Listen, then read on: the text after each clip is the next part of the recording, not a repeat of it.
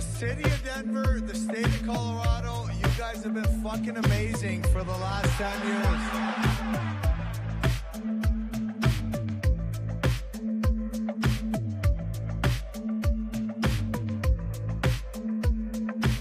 Let me start off with a Twitch feed this morning, and I got to get the whole name right.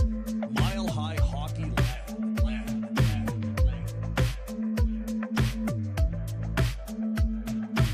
The city of Denver, the state of Colorado, you guys have been fucking amazing for the last 10 years.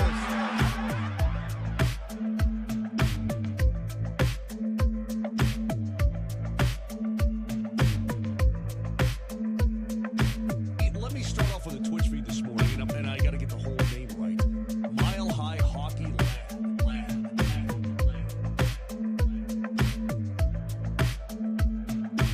The city of Denver, the state of Colorado, you guys have been fucking amazing for the last 10 years.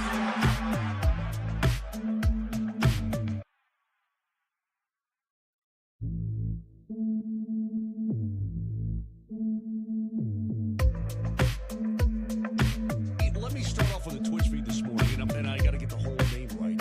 Mile High Hockey Lab.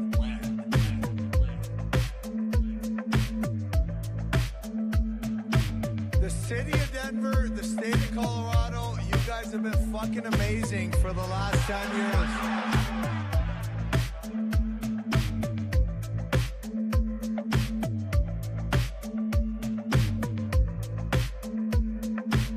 Let me start off with a Twitch feed this morning, and I got to get the whole name right. Mile High Hockey Lab.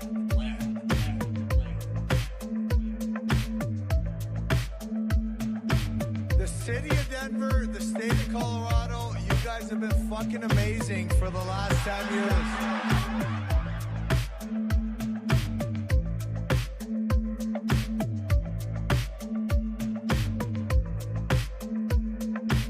Let me start off with a Twitch feed this morning, and I got to get the whole name right.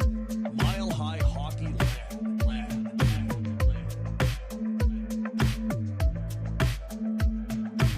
The city of Denver, the state of Colorado, you guys have been fucking amazing for the last 10 years.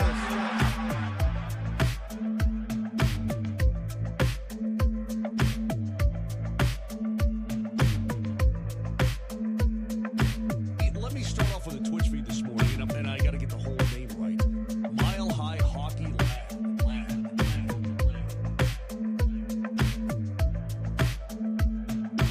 The city of Denver, the state of Colorado, you guys have been fucking amazing for the last 10 years.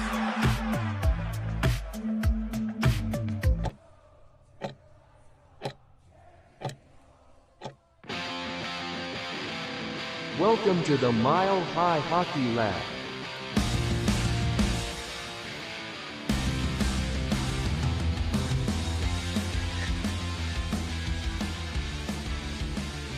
Hello and welcome to the Mile High Hockey Lab. My name is Adrian Hernandez. I am here today with Jackie K, Evan Liu, and Brendan Vogt, and we are here today to talk Colorado Avalanche hockey with all of you fine folks.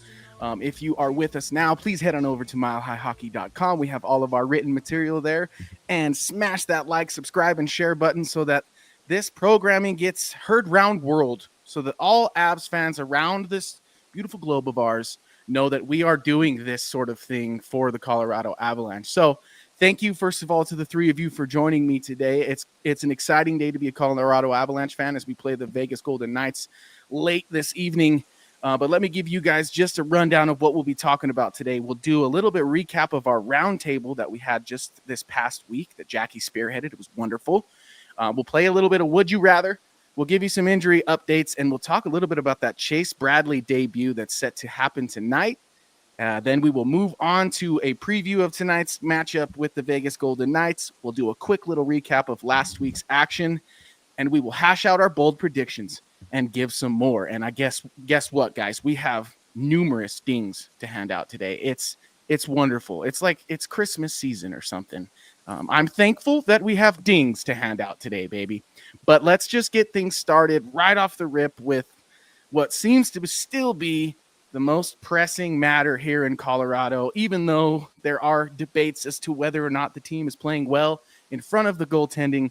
goaltending still keeps coming to the surface. So, Jackie, I want to start with you, and I want to start with a question that you brought up in the roundtable, which, folks, if you haven't checked it out, please do go to our website and check out our roundtable. I think 4 or 5 people contributed. But one of the questions, Jackie, that you asked, was how would you address the goalie situation in net? And I'm going to forward your question with what you answered in the publication, and then I want you to expand. So your answer to this question was, the situation wasn't unforeseen with Georgiev's performance last year. The front office's solution was to go into the year with the same NHL tandem with only 4 goaltenders on NHL contracts. After a half-hearted attempt at making something happen with Kaapo Kähkönen before losing him on waivers, they are back at square one with no real third goaltender in the organization. The immediate need is obviously more stability in net at the NHL level, but go, Jackie. Yeah, that's a pretty good recap of it. Well, the funny thing is that it's really a question with no answer. Yeah. So I didn't even really have a clear answer to it, and it really remains to be seen. I think the fans are more panicked about it than the organization, but it's a tandem that's not going to continue. It's just a matter of when.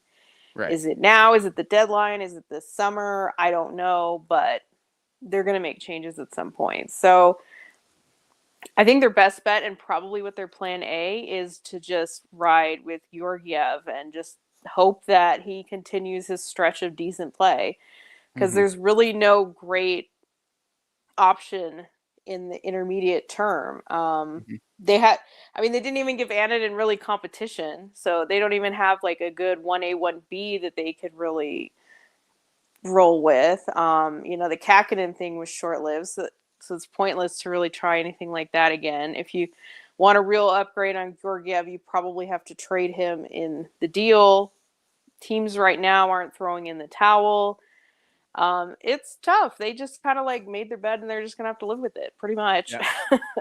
Well, I started with you because I tried to build a flow into this show, and I wanted your answer, and it was perfect because it flows greatly into my tongue-in-cheek next segment, which was initially meant for Ezra, but I'm gonna give it to you, Brennan, just because I think you'll have fun with it too. Let's play a little bit of Would You Rather. Would you rather the Avalanche sign Mikko Rantanen for 8 times $13 million, or would you rather the Avalanche trade Mikko Rantanen for Igor Shesterkin and sign him for 8 times $13 million? Would you rathers are meant to be 2 not so ideal outcomes, so that's why the question is posed the way it is. So would you rather? So you start the show by throwing me under the bus, eh? Yeah, I guess if that's how you want to see how it is. Thanks. Do that to the new guy. Okay. Well, they've gotten along with mediocre goaltending this far along. So, Mikko. Okay. Stay with Mikko. Yeah, and that's the reason why I say it was tongue-in-cheek to pose this question this way in the first place, was because although, yes, the goaltending needs to be more consistent, it's not like the Avalanche have a ton of depth everywhere, much less forward depth, to exchange for such a piece that the fans seem to be clamoring for, which is elite level goaltending, which I hate to break it to people. 1, it doesn't grow on trees, and 2, it doesn't come for free unless you are smart enough to draft that goalie and develop them, which is not the case here in Colorado. So, Evan, I'll put this one towards you. We have injury updates. We'll just say this: Ross Colton skated today, nothing on Landeskog. And it looks like Drew Wynn is week to week with an upper body injury, but slated to come back in a similar timing to when Ross Colton does. 2 questions. How crazy is it that Roscoe's already skating just 4 weeks after breaking his foot? And is that impressive or worrisome to you?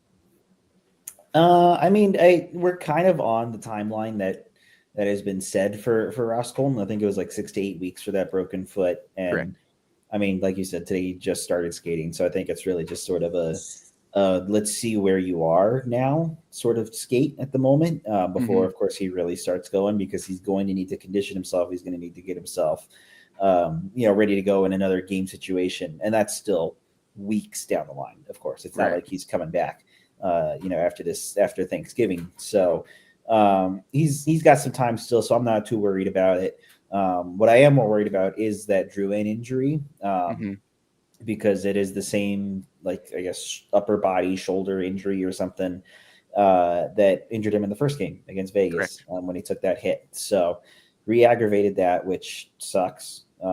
We've seen that be a problem before. I looked to a couple of years ago when Nichushkin had hurt his ankle and then came back and then had re-aggravated that injury just like a week later. And that's sort of similar in this instance with Drouin, and that's awful for him because he's here on another 1-year contract, and there's just so many uncertainties that provoked him signing that 1-year deal versus taking a longer deal somewhere else for more money and hoping that, you can get the gang back together and really get it rolling. But one, that has not happened, and two, he has suffered through injury, now this entire season. So and I'm more worried about that one for sure with Drouin.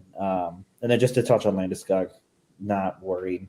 I will say I would like to see him skate more consistently, because that's then when people will be like, okay, there's at least something going on here, because we don't see a lot right now. It's pretty funny they rolled him out for that morning skate when the Nichushkin was back. Yeah. What a coincidence. And then he hasn't skated since. Nope. That we've seen. Yeah, correct. Well, I wanted to put these questions in this order because, Evan, you perfectly highlighted the fact that the Avs still have 3 forwards off the roster. And I started with the would you rather because I wanted to make it evidently clear that the Avs just don't have anything to trade for this big splash goalie that everybody wants to happen. Jackie put it best. They made their bed and they're going to have to live with that for now. And Jackie, I loved that you mentioned that this wasn't a new problem, because I think that that's really paramount in understanding exactly what can be done with the situation. Because in my opinion, the situation should have been addressed long ago, and that opportunity to do so in a way that doesn't hurt more than it helps, I think is long since passed. So I do want to ask you though, Jackie, what are your thoughts with the Drouin re-aggravating the same injury as Evan mentioned? Is that cause for concern in terms of like it just never going away for the rest of the season? Or do you think now is when they're actually just like, all right, dude, shut it down for a little bit? Well, in some ways it's good that it's the same because you at least know what you're dealing with. So you kind of already have an assessment of it, I guess you could say, rather than like, oh goodness, something else happened. Right. Which of course that could be a really short term thing if it was something else. But just the way that it took him so long to come back, it seems like a pain tolerance thing. Yeah. So that's just always sort of going to be a hurdle. Duren's had a lot of injury in the past. Before he came to Colorado, he did have a relatively healthy year last year. But if you look into his history, he's had a lot of wrist and arm injuries. I'm not saying that's what this is, but he's just somebody that takes a long time to heal for whatever reason. Some guys maybe can tolerate the pain and play faster. Maybe he's a guy that needs to really heal more before he's comfortable going out there. So yes and no, it's a concern. Like I said, I think it helps that you at least know what it is, but it is a concern that whatever they did really didn't fix it, like they didn't really have a lot of solutions there. So for whatever reason, it wasn't ready, and then he re-aggravated it. So they've got to get a handle on it. I don't know if just waiting like 2 weeks and okay, maybe he's ready. It's probably a little bit more complicated than that, but we'll see. It's kind of tough to say. Yeah, I'm in the camp where it's like not so concerning as to it being the same injury, but him still being injured on a 1-year contract, because he basically bet on himself again. Well, it's good for the Avs, right? Yeah, I mean, exactly, because availability is important when it comes to negotiating. For sure, and it might hurt him in getting term. I get the rumor, I guess, that St. Louis is ready to give him a 4-year deal. That's kind of a long term Yeah. for a guy like him. I don't know. So he might not have that on the table again, but then again, he is a known quantity, so it's not like you don't know what you're getting. But yeah, I might help the Avs a little bit, but then is it going to make them shy away from giving him term? Because he's probably not going to stay here on a 1-year deal again. So you're probably going to have to give him something, and the Avs are fickle that way. So I don't know. Yes, it remains to be seen, and they are indeed fickle when it comes to availability and using that in terms of negotiating and especially with term. That's kind of what I'm worried about, because in the grand scheme of things, the most important thing I feel like for Drew, and given the scope and the problems in his past, which were availability, that is the thing that he needs to focus on. It's just, you can't control what happens to your body all the time. It did help that of the guys that had returned, he kind of looked the best. Agreed. I think that's where helped. I was like, oh man, because he came back and didn't skip a beat. Like, he was already moving and doing the things he does that make him a good hockey player. So it was disappointing. Hopefully him and Ross Colton do come back at the same time, and Ross Colton stays on his same beat, scoring a goal a game. Well, you know what line he's gonna have to be on to continue on that. Yeah, exactly. I don't know how much power play 1 he's getting anymore, so we'll see about it. But I do want to talk, like we've seen with the injuries, the silver lining to that is we've seen some fresh faces in terms of young guys coming up from the NHL or the AHL, and playing with the Avs. Tonight, one of those individuals adding to that list is Chase Bradley. And Brendan, you know a lot about Chase, so I want to send this one your way. I do indeed have some video that you got for us as well, so let me put that up on the screen. But tell me a little bit about the kid. What can we expect? He's a grinder. He has a lot of speed, and he digs down into the crease. But I mean, for the Avalanche, he's going to be a fourth line player. He plays a very similar game to like Logan O'Connor and Andrei Pavel. That type of game. Mm-hmm. Really hard on the forecheck. I like his style of play, but I've always liked Logan O'Connor's type of play. That's just me. Yeah. He's got 3 goals and 1 assist so far in 17 games. And everybody's like, well, he doesn't have that much in 17 games. Well, you don't see his style of play. That's the thing. So what you're throwing up on the screen here, I believe, is it's his third goal. From the Anala goal, with the help from Anala last game. So, and it's him just going right down the slot and picking up a top shelf goal. So he's not afraid to dig into the dirty areas either. Right. So, and then last game, he also got into a fight against Bakersfield, laid on a really good reverse hit, and the guy didn't appreciate it. So they ended up dropping gloves. And his mom even DM'd me, and she was just like, yeah, I was hoping for an assist and the Gordie Howe hat trick. So, oh, yeah. But I mean, I've really been impressed with, this out of the blue ELC that we signed, and no one knew who he was, and he's turned out to be actually pretty darn good. So. Yeah, like I said, it's a silver lining to having guys out of the lineup. And at the very least, you get a glimpse at kind of what you have. Because like you said, it was kind of like a random signing, not too much known about the kid. But Jackie, what are your thoughts just right off the bat when you saw the news break that he'd be getting his rookie skate and NHL debut tonight? Well, he wouldn't have been my choice. I understand that there's different games in the AHL, but they are the ones that harp on production. Benner always has the speech about making an impact. I just don't think 4 points is enough to get you into the merit conversation. I'm not saying he needs hat tricks every night. I'm not saying he needs 30 points, but I think you want a little bit more than 4 in 17 games, especially when you have Inala, who I think has scored 10 points in the month of November. In that game that Bradley scored, Prishapov scored. So yeah.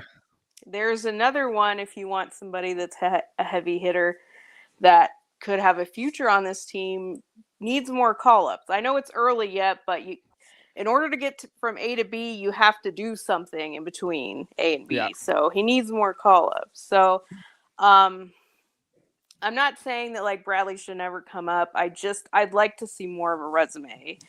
And then Benner even said he had a bad camp. he didn't like his camp. He sent him down, and then he's been playing good the last 2 weeks. Like, to me, that just doesn't. He even said that. It just kind of gets into like the promises to sign these college free agents, and I just don't like the look of it. Let's just say. But I do like NHL debuts. Good for him. Yeah. Get a look at him. They probably did want some physicality going against Vegas. Maybe he sticks around for the rest of the weekend with Dallas and Edmonton. So the style of play makes sense. But like I said, I just wouldn't have picked him quite yet. Yeah, and the physicality aspect is why I think they chose him for the most part. He's got a heavier game than Anala. He's bigger than Anala. I mean, Anala's a tiny guy. He's smaller than me, and I'm only 5'10". So walking around the hallways, I see Anala walk out, and I'm like, wait, he's a hockey player?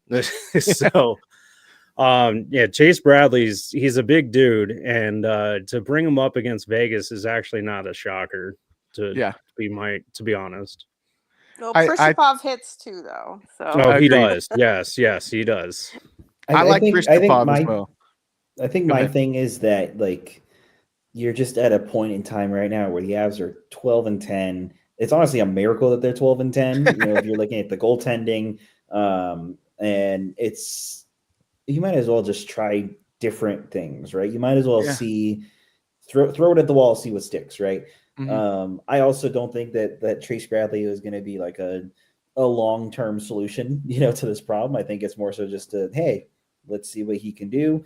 And I think it's definitely more so like his play style will better suit playing against Vegas. If you're looking for a fourth line grinder who might not put up a lot of points, I mean, that's probably what you're looking for there rather than someone like an Inola or a Prishapov where you're scoring points maybe on a nightly basis for the Eagles, but then once you end up with the Avs and then you're on the fourth line, you can't do a ton, I think. Right. Is where maybe they're trying to fix some things around, I guess. I'm not sure. I'm not a hockey coach, but it's that or bring up Steiny, who's 1 injured and 2 has to serve a 2-game suspension. Yeah, good point. So even if they did bring up Steiny, then he's out for the next 2 games anyways. So it's going to be hard to see him come back ever. That's kind of what that's what I was telling my wife earlier today. I was like, Steiny may have just blown his chance to come back. He punched his ticket. Yeah. Unfortunately, that's probably the case. I mean, unless just this Jacob's ladder gets 10 times worse, in which case they'll have no choice. But I hope it definitely won't come to that. We're just not going to pretend it comes to that ever again. But let's go ahead. What? No, just a term. You don't like the term. Oh, fine. I'll come up with a new one over the weekend. Please. Over the turkey. Family show. All right, fine. Well, let's talk about the Golden Knights matchup tonight a little bit further. Vegas comes in. This will be the fifth on a 5-game road trip. Holy moly. They are on a 3-game win streak inside of that 5-game road trip, and they could get their 4th tonight against the Avalanche, kind of similar to what the Avs were dealing with on their trip to Florida. So I will send this one back to you, Mr. Managing Editor Evan. What are you expecting from tonight's contest from the Avalanche in terms of a response to what happened in Tampa? It's an expectation and it's a need. Give me some decent goaltending, please. Yeah. Georgiev is starting tonight. And I did ask when I was doing social media for the Tampa game if Georgiev had started that game and it would have been a little bit more competitive, would have been at least a little closer. It was like 50. I think it was like 55-45. People that said no, people said yes.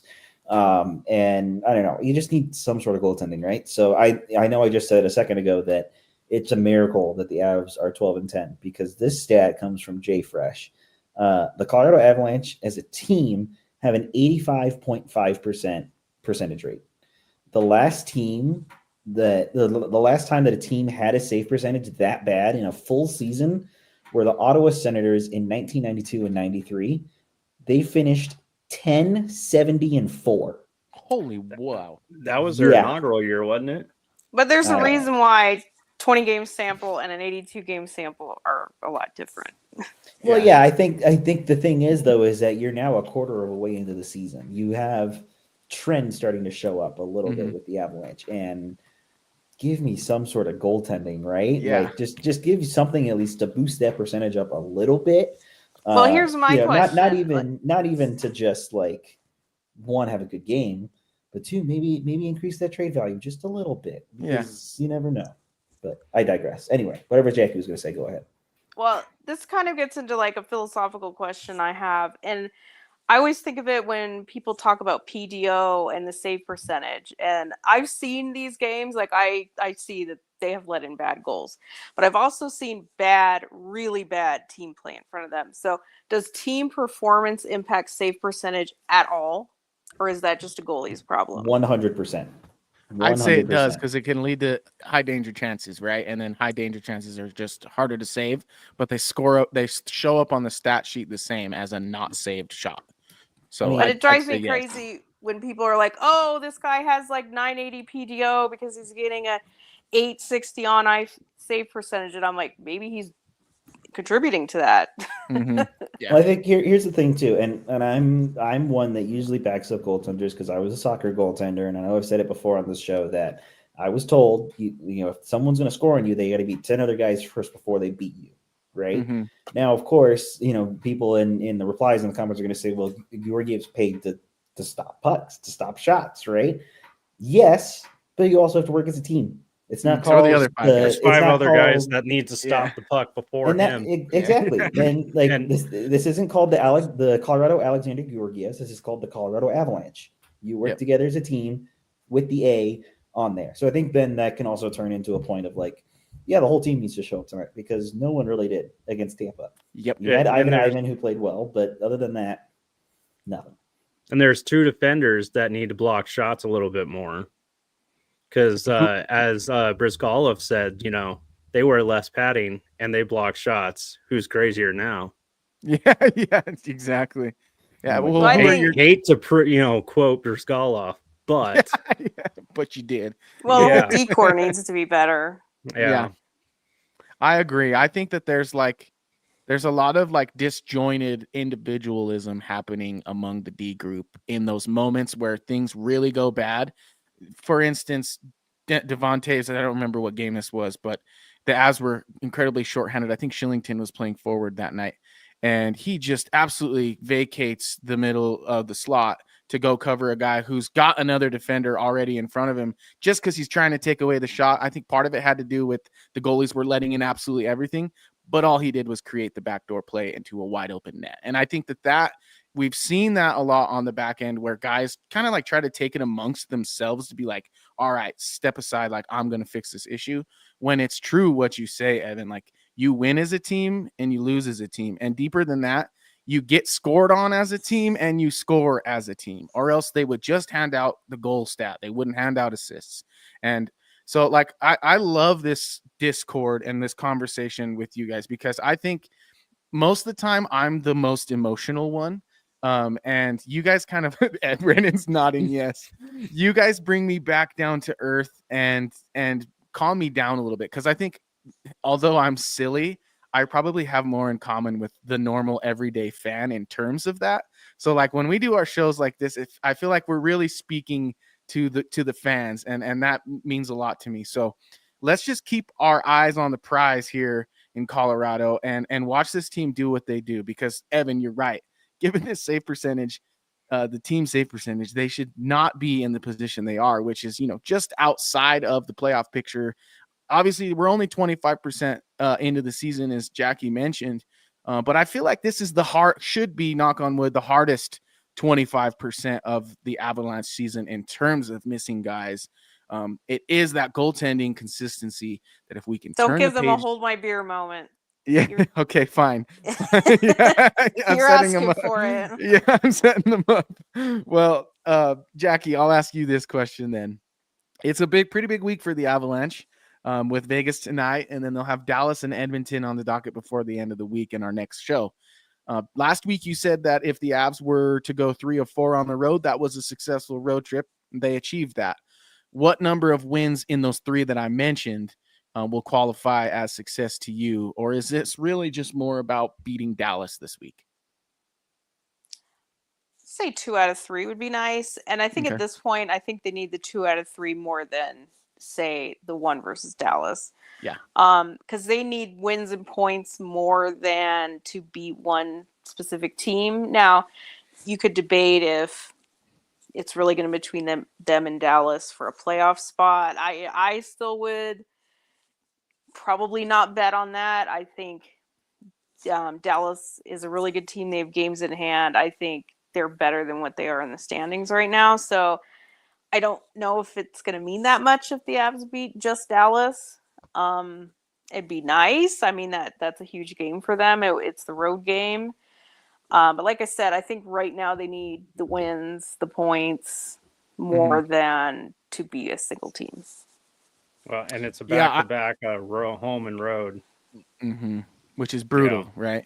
Yeah. They're usually, they have been decent in back-to-backs in the past, especially even the second part of the back-to-back. They have a really good winning percentage the last few years. I don't think it was as good last year, but over the last several years. So it shouldn't deter them, but are they going to have to play Annunen in probably the Edmonton game? I can't imagine that Georgiev doesn't play Dallas.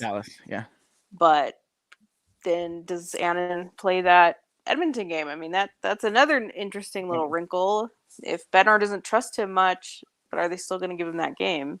Or does it depend how Georgiev does in the first 2? And if he looks good, maybe they just roll with him. Just roll with it. Well, the Eagles just sent down Barcheski, so I don't think there's any moves as in terms of bringing anyone up. Gotcha. That makes sense. And honestly, Jackie, like if Annunen's rolling, or I mean, if Georgiev's rolling, I don't hate giving him another go against Edmonton, because then you got Buffalo up in Evan's neck of the woods a couple nights later, which, Evan, I feel so bad for you tonight. Are you going to be taping your eyes open with the 8:22 p.m. start time? I might be. It's a little almost 10:30 Eastern start up here. But it's terrible, right before a holiday. Yeah. It's on TNT. It's blacked out because it's a non-exclusive. Like, seriously, why bother? TNT. If the national people are actually crafting a broadcast, why are you bothering? I don't get it. But so it's just going to screw everybody in Denver. I'm not going to be able to see this game. It knocks the streams out. I'm not going to a bar to watch it at midnight the night before a holiday. So good luck, Avs. I will not be watching. Yeah. I will say this, getting back onto that game, because the Buffalo game is next week. I'm very excited because I get to go watch my team again. Yay. In what way, though? I'll tell after the show. I'll share after the show. And 2, I just getting back to the goaltending, I feel like that it's a pretty safe game that Annunen will play, probably is in Buffalo.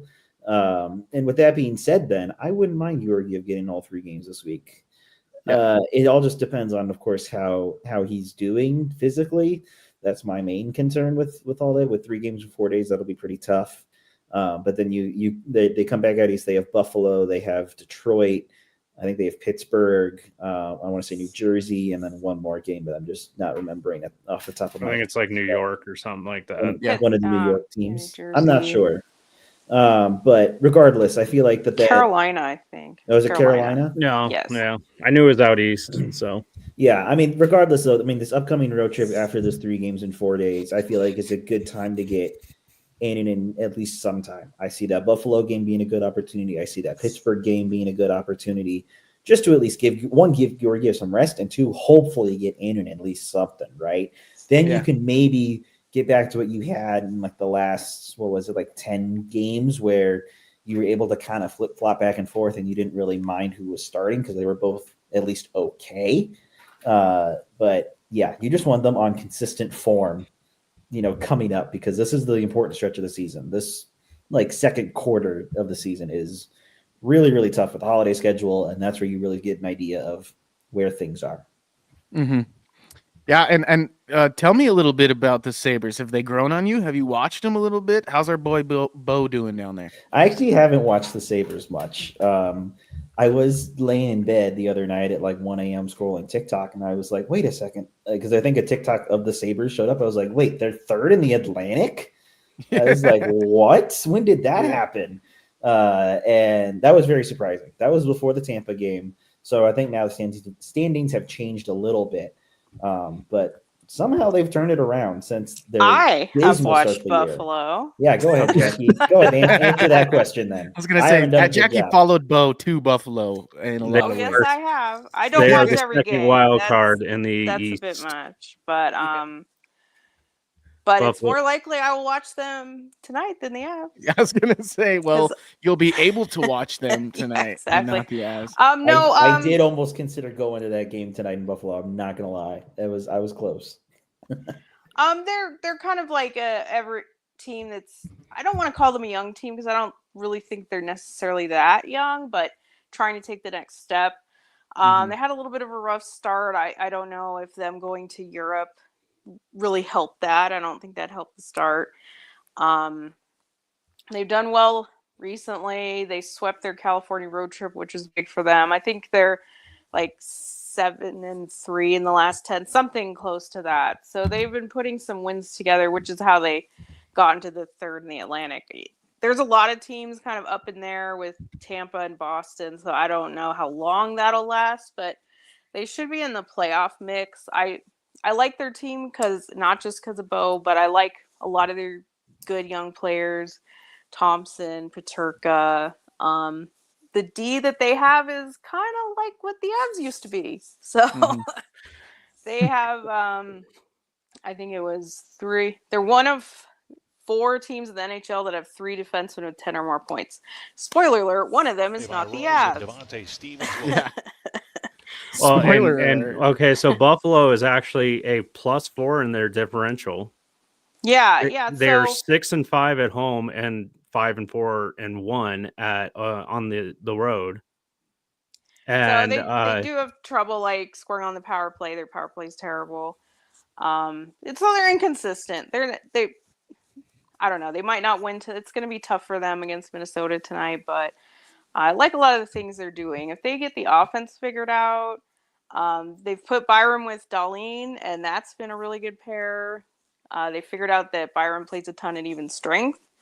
So I think, I don't know if the record was broken, but like a week ago or so, he had the game where the highest time on ice of any player in the league this year was like 32 minutes. So they figured that out. So they're kind of using him like the Avs did, and it's helping them win.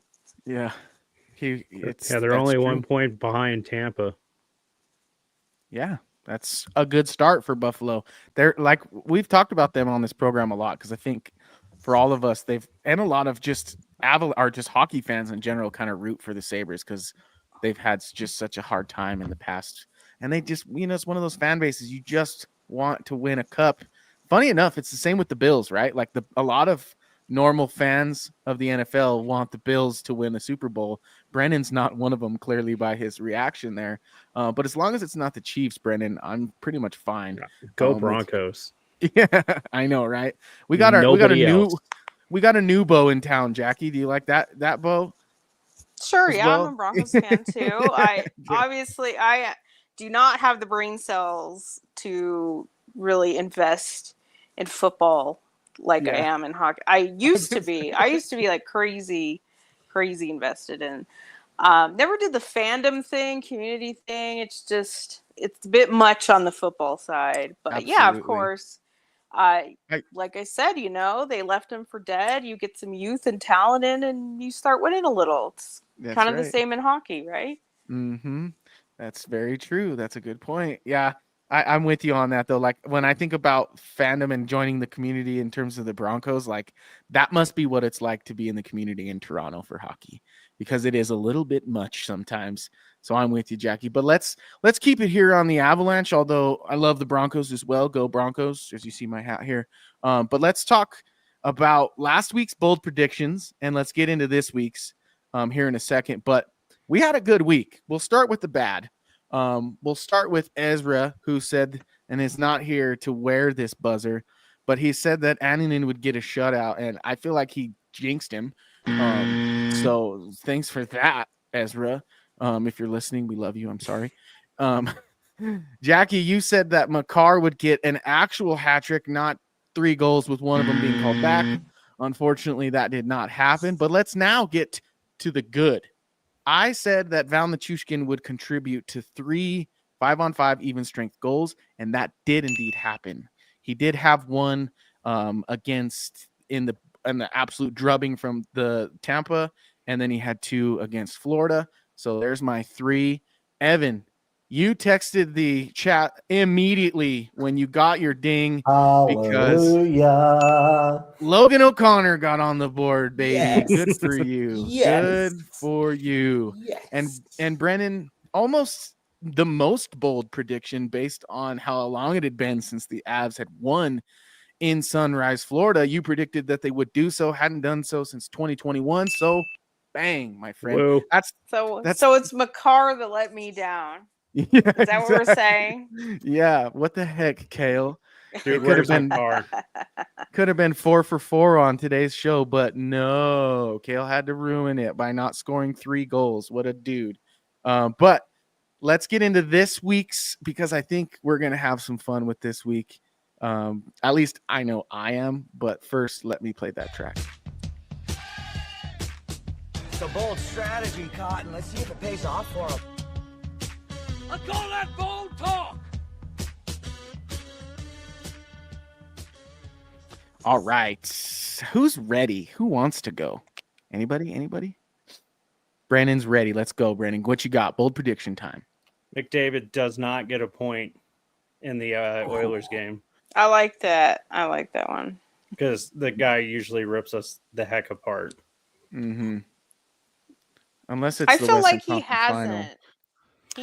Lately, during the Western Conference Finals in 22, he didn't, but as much. But it's like when McHale or McKinnon they're in a slump, they're usually still averaging like a point a night. But but I mean, when you got Kale skating backwards and just casually boop. Yeah. I was in the building for that game. That was such a good poke check to start. Everyone loved it. And so I say McDavid, no point. I love it. Yeah, I love it so much. I'm gonna go put some action on that one, I think, because they'll give you the over under on points, and I bet you his is like 1.5. So if you're thinking he's going pointless, baby, that's a lock in my mind. So that's a good start. Jackie, what you got for me? I'm wrestling with a couple. There's a couple. Do you want me to come back? Yeah, I don't know. I don't think know about which Evan, side of this I want to fall on. Oh man, I feel so good to get one. I'm not gonna lie. Good for you. You need to predict about the Buffalo game, since you said you're going to be there in some form. That was where my mind initially went to, but I also don't like predicting one singular game. That's my thing. But screw it. I'm gonna do it. I'm gonna say, I'm gonna do it. The Avs shut out the Sabres next week, because I'm not gonna be on the show for next week if we do it on Tuesday, because I'll obviously be there. But gotcha. We'll see. No, we're just gonna. I don't want that to happen. I will take a shutty. Yeah, that would be nice. That would be nice, especially if it's Annunen. Then we'll circle back and we'll give Ezra a ding, just because I feel bad for him for talking crap about him while he's not here. But I like it. So we got a shutout so far, and McDavid goes pointless. Shutout versus the Sabres. Jackie, did you pick a side? Okay. All right. Since this is the Buffalo show, I got to go there. Middlestat will score a goal at 5-on-5. Okay. And I have to point out he has not scored a point at 5-on-5 since the Chicago game. Oh, that's a good point. That's a while ago. Which was in October. I was counting at home. Not a single point at 5-on-5. So he's got to score a goal. So this is a little challenge. Not a single point? I thought you meant goal. He doesn't have a single point. He doesn't have a point, but I'm guessing it has to be a goal at 5-on-5. Okay. Fair enough. Wow. But he doesn't have a single point. So we're going to challenge him a little bit. since this is a bit Buffalo themed. I like it. My bold prediction is that Jared Bednar will not be struck with a stick this week. No, I'm just kidding. No. Will there be any other meltdowns? Yeah, exactly. But can you blame them? No, for being upset. Neither did Bedsy. Bedsy was like, "Yeah, I got a little goose egg on my hairline, but I don't blame him for being pissed because I kind of was too." So, right. But then he said, and it was so weird when he was like, when they asked, "Did Wood know that happened?" And he was like, "Oh, I don't know." Like, yeah. Are you serious? Like nobody said anything. Yeah. I don't know. It's just strange to me. I like the idea that the altitude crew had where they were like, you should wear a helmet on the bench all game so that it's to make fun. Or just come out with it. Yeah, that would be funny. But it was like nobody talked to Wood. I don't buy that one for a second. I'm sure he saw it. Funny. Yeah. Yeah, I'm sure one of the assistant coaches pulled him aside and be like, hey, bro, Miles, calm down, okay? Yeah, but it's we funny. love the passion, but calm down, okay? I looked it up. He had played 2 minutes that period. Oh, it was probably all like. So it was funny that he was like so mad. It wasn't like, in the battle and you're just so mad at your opponents, and they were already down by like 5 goals at that time. So it was just kind of funny that he was just like randomly angry, like F this, but it was like you were playing. Dude, Gorgiev's outburst made me laugh, especially when they showed the angle from behind the net, like when he threw the stick.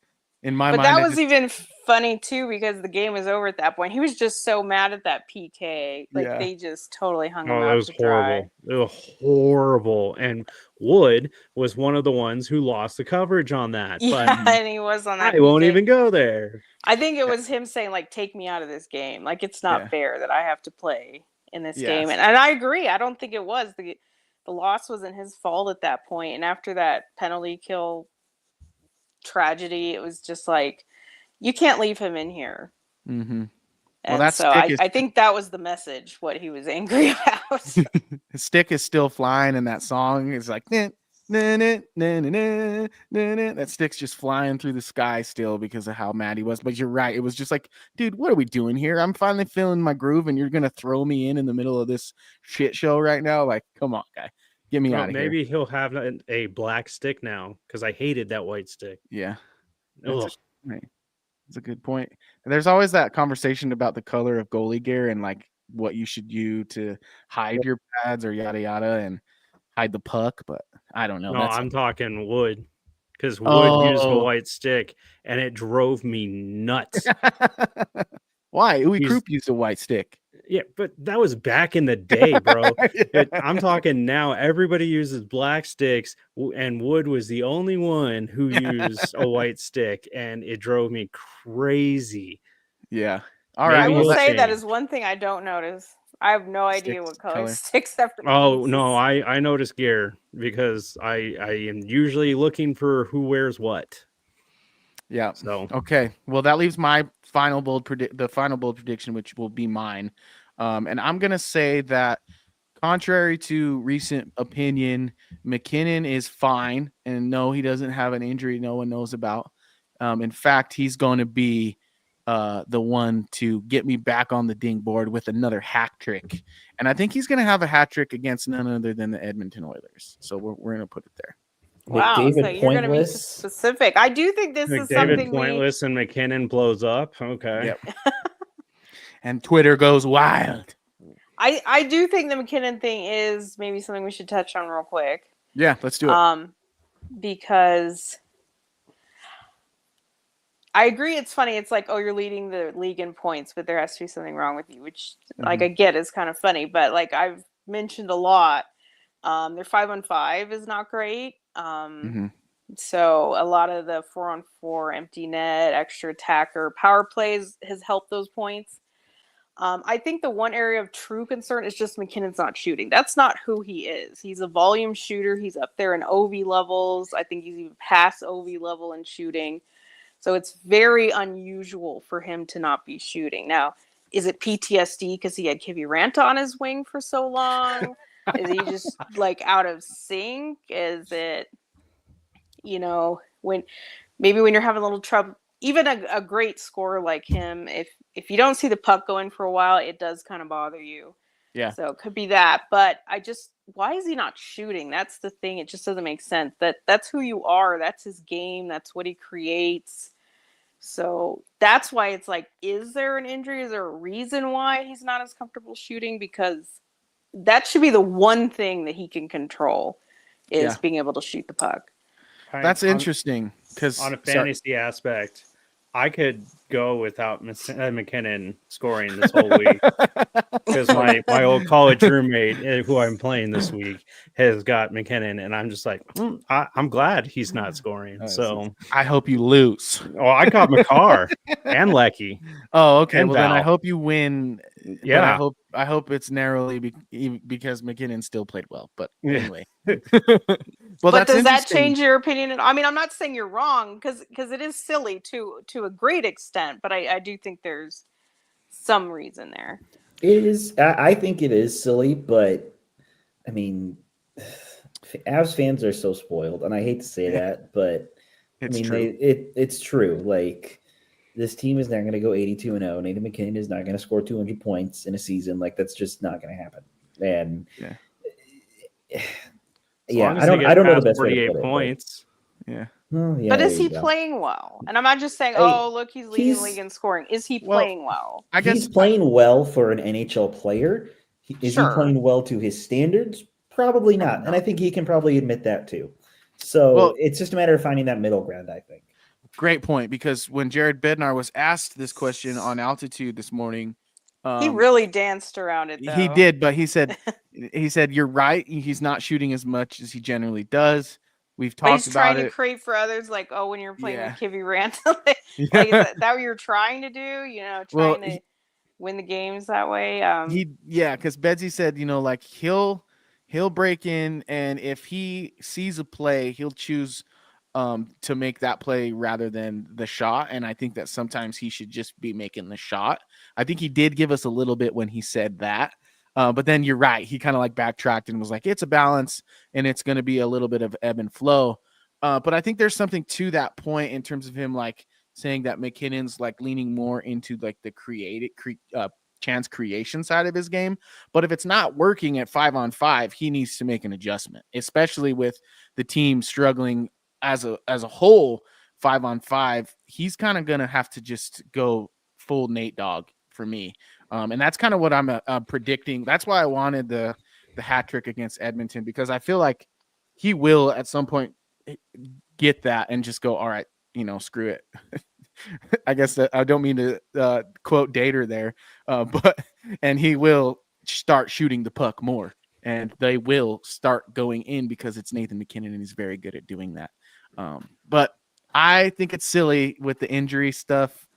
He's not injured, but he doesn't take morning. Well, here's the other thing: is he's in the swimming pool. Has been taking a lot of morning skates off, and I know they have the new trainer, and the trainer doesn't really believe in morning skate. Bednar said something like that, but it is still a lot of time off. So I think that's why people are wondering. But at this point, obviously, he knows what he needs to get ready for the game. Whatever his decision is, fine by me, but it is something worth noting, I guess. He has missed a lot of skates. That's fair. A good point. I didn't think about that. Yeah. And Wood has too, but Wood also missed more time. He missed time. And we know Wood was actually hurt. Yeah, so that's interesting. Yeah, and Wood also missed this morning, but I figured that he was being grounded. Maybe that's a good point. I don't know. McKinnon might have got grounded too because he was not feeling the media scrum after. Oh God, those were the shortest. And like I'd been in some scrums with Nate during some bad games in 22, and that was probably the worst I'd ever seen. Like Jesse was trying to pull some answers, trying to get more than like 2-word answers, and it was just but you're not going to get it. Like, what's the value in it? That he's like that. That. I guess that's just what I'm saying. What are you hoping to get out of it? Is it just for clicks, headlines? You hope that he says something controversial. On good nights, he's talkative. He can be, but when it's nights like Tampa? Yeah. Yeah, you might as well not even talk to him. Exactly. Well, that's what I think Jackie's pointing to. It's like, so if you know that, like, why are you What was the pressing goal? the issue? And I think you're right, Jackie. Like, I do think it's like a prodding a little bit into trying to get him to burst a little bit, because that would be the fruit on the internet, right? Is if McKinnon kind of blows up instead of giving the short answer. They're probably trying to get like a tase type thing. And that's probably the same thing I would go after is, it's like, hey, remember when Taze last year went, and I hated that. So, like, I'm not a fan of when that happened. I mean, I don't blame him. Yeah, and he was one of the ones playing terrible. So I know, but really it's crappy. like I honestly I can't blame his reaction. And I've been in a room when that's happened.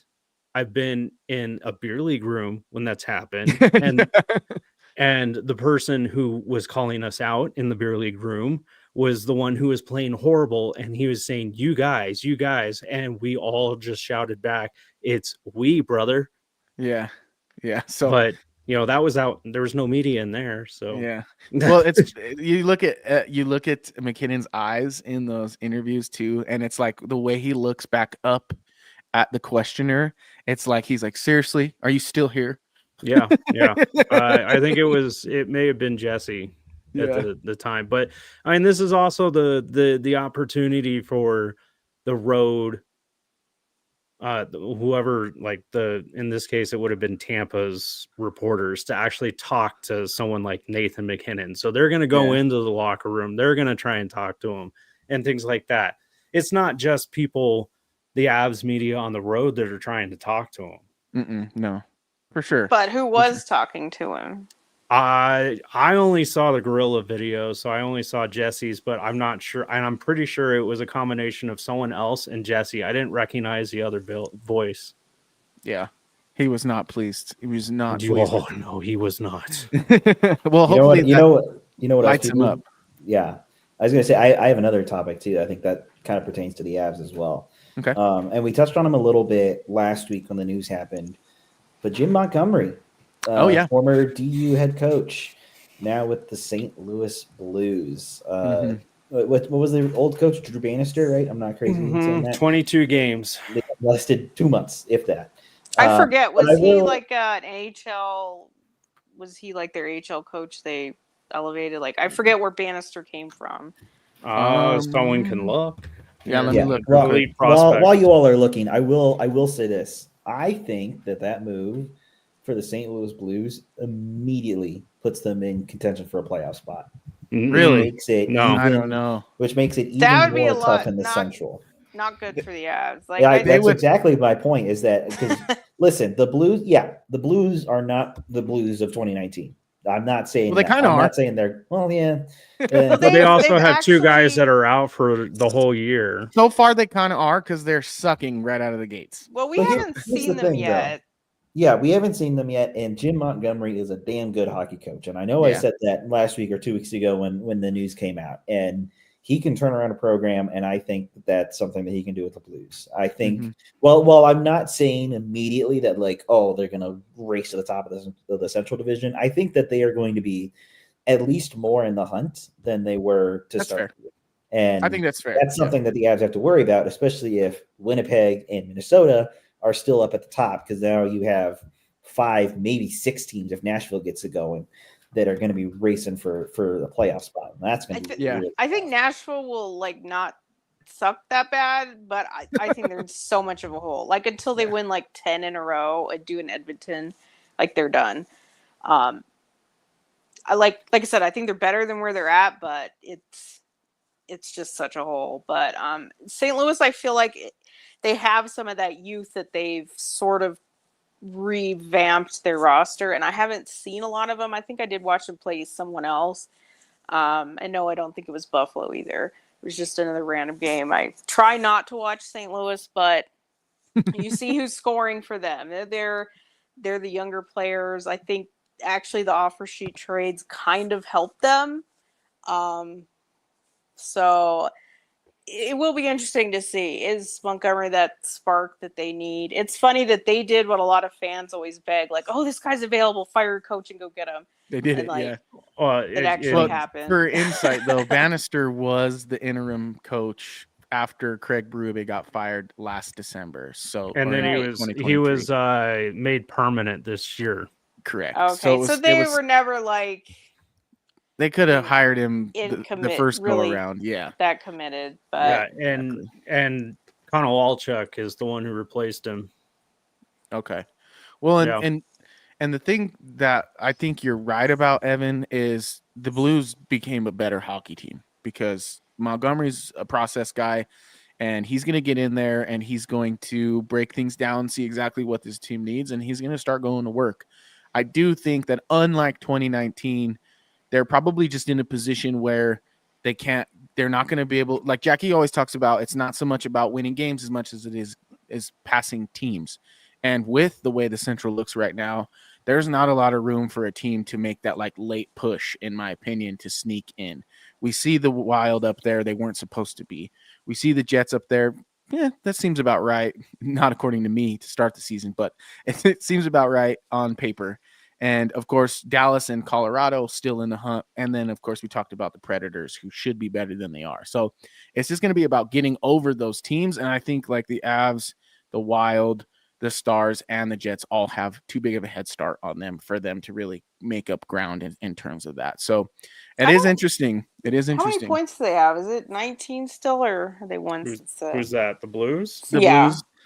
Yeah, they have 19. 21. 21. They're sixth in the wild card race. So I don't know that they're too far behind. Like I say that about Nashville, but I don't think the Blues are too far behind. But I do think the Avs are better than them. That's just really it. Is as much as I know I'm down on the Avs and I say they're not what they used to be, I still do think they're better than St. Louis. So even with Montgomery, so that's kind of why I think they really shouldn't be worried about the Blues. Not that they should take them lightly. The Avs really shouldn't take anybody lightly. But if they finish behind them, I think that would even be like below my expectations. Here's the thing is Monty is not going to put up with Bennington's crap. Can we write Monty a letter? I'm not joking. He won't. Yeah. He'll bench him if he has to. Well, it'll be interesting to see if that happens. Trade him to Colorado. How mad would you be? I will boycott the Avalanche if that happens. I do want to find out, is there an Avs fan out there that likes Binnington? Don't make me have that one arm seems that universal. slaps you down to Southern Colorado, dude. So if I'm wrong, I want to hear it. Who's an Avs fan that is going to die on the hill of Binnington that they don't hate him? I want to hear it if that person exists. Team Canada's not even convinced about Binnington, so why should I be? They just don't have any other options. Yeah. They're like, hey, does anybody else want to change nationalities? We'll have to talk about that Four Nations tourney on our next show because that's going to be an interesting Gibson, thing. Do you want to change nationalities? Come on. Yeah, exactly. Because the Americans have the goalies this go around, as it seems. They got too many. They got Hellebuck. Yeah. Mm-hmm. All right. Well, maybe their starter, I can almost guarantee. I bet you're right. Well, we got about 475 live viewers right now, which to me is pretty good. It's a holiday week, and we got Avs action tonight against Vegas. So thank you, folks, very much for tuning in. Please head on over to X and give us a follow at Mile High Hockey and at all caps MHH_lab. And follow these three fine people and myself as well on all their social media platforms. And go look at our catalogs on the website, milehighhockey.com. I think we've covered everything. Is there anything else you three want to touch on? No. All right. I'll take that silence. I'll just say happy Thanksgiving. That's right. Happy Thanksgiving. Enjoy your holiday if you have tomorrow off. If not, have a good meal. Doesn't matter where you live. Have a good meal tomorrow. Yes. You all deserve it. I was going to say, isn't it interesting how they call it American Thanksgiving because we're hockey fans? And it's just like, no, guys, it's just Thanksgiving. I American do wish Thanksgiving. That haven't experienced an American Thanksgiving do it once because I think it's hard to conceptualize a little bit how big of a deal like one dinner is in our culture like that. So if you can, it'd be fun. In honor of Thanksgiving, I'll leave you with this. Jared Bednar's preferred Thanksgiving plate. He says, if I was at my home with my family, first off, I deep fry my turkey. I love it, Bedsy. I love it. He says he's a traditionalist who likes mashed potatoes and stuffing and gravy. Get that cranberry sauce out of his face. He's not a sweet potato guy. They might be out, but he's not going to be eating them. And you know what? I think this week I'm just going to make the Jared Bednar plate, take a picture of it and say, this is what it looks like. This is how it's done. Because, Coach, that is a wonderful Thanksgiving plate. And tonight, I hope that the Avs just straight up eat. How about that? Go get the Vegas Golden Knights. Don't let off the gas. Start early, start often, and let's have some fun. So, folks, on behalf of Jackie K, Evan Lou, Brennan Vogt, my name is Adrian Hernandez. We've had a wonderful time with the 500 of you, and leave you with this. Go, Colorado Avalanche. Thank you for tuning into the Mile High Hockey Lab.